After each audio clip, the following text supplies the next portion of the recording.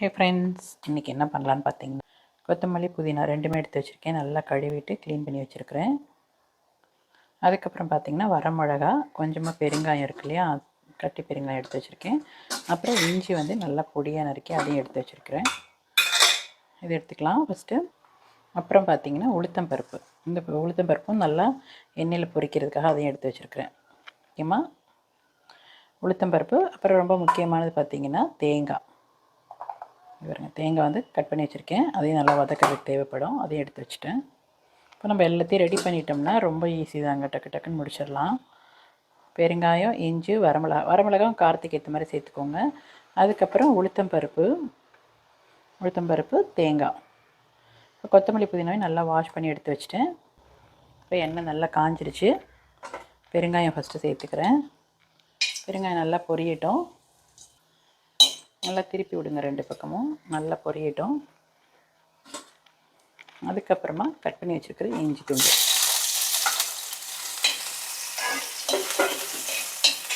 இப்போ நான் தேங்காவையும் சேர்த்துக்கிறேன்.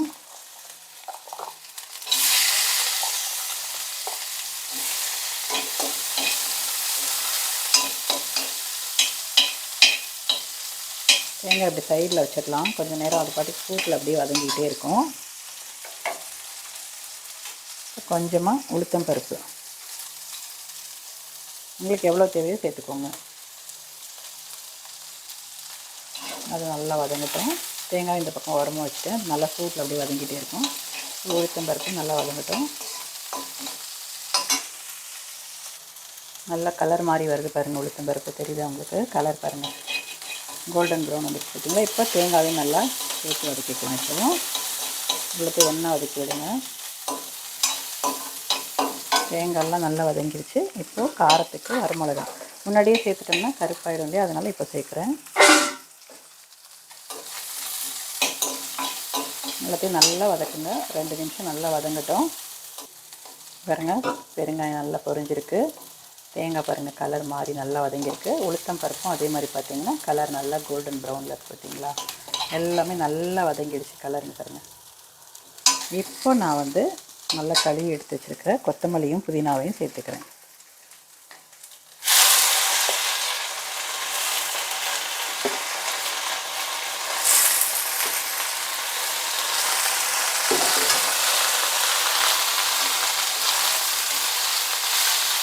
நல்லா சேர்த்து ஒரு 2 நிமிஷம் வதங்கிச்சுன்னா போதுங்க.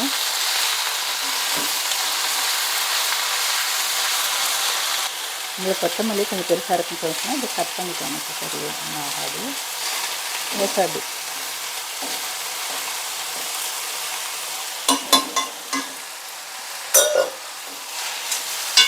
அவ்வளோதாங்க. இதை அப்படியே ஆஃப் பண்ணிவிடுங்க.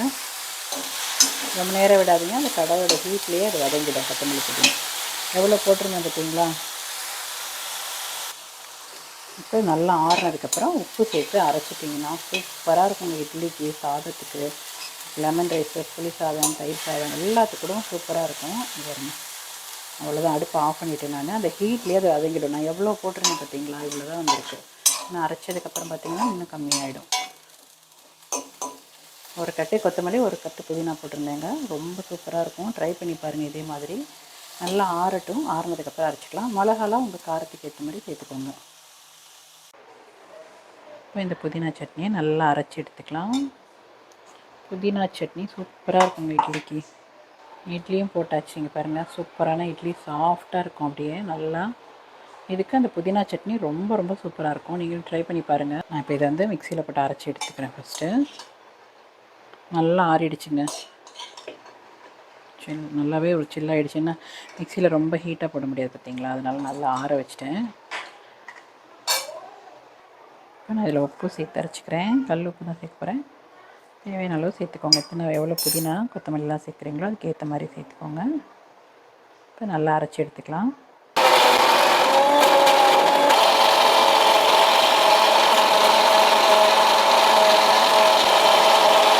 சூப்பராக அரைச்சி எடுத்தாச்சுங்க பாருங்கள். இருக்குது பார்த்தீங்களா, ரொம்ப நல்லாயிருக்குங்க. டேஸ்ட்டு செம்ம சூப்பராக இருக்கும். சுட சுட இட்லி கூட சாப்பிட்டிங்கன்னா அவ்வளோ நல்லாயிருக்கும் புதினா சட்னி. சரிதா, நீங்களும் இதே மாதிரி ட்ரை பண்ணி பார்த்துட்டு எப்படி இருக்குன்னு சொல்லுங்கள். சூப்பராக இருக்குங்க. நான் சொல்லியிருக்கேன் அதே மாதிரி செஞ்சு பாருங்கள். இதுக்கு இட்லியும் போட்டாச்சு. அதோட சேர்த்து சட்னி இப்போ வச்சு சாப்பிட போகிறேன். சுட சுட இட்லிக்கு இந்த புதினா துவையல் வச்சு சாப்பிட்டு பார்த்துட்டு எப்படி இருக்குன்னு சொல்லுங்கள். நீங்களும் உங்களுக்கு பிடிச்சிருக்கான்னு சொல்லுங்கள். பிடிச்சிருந்துச்சுன்னா லைக் பண்ணுங்கள், ஷேர் பண்ணுங்கள், மறக்காம என்னுடைய சேனலுக்கு சப்போர்ட் பண்ணுங்கள் ஃப்ரெண்ட்ஸ்.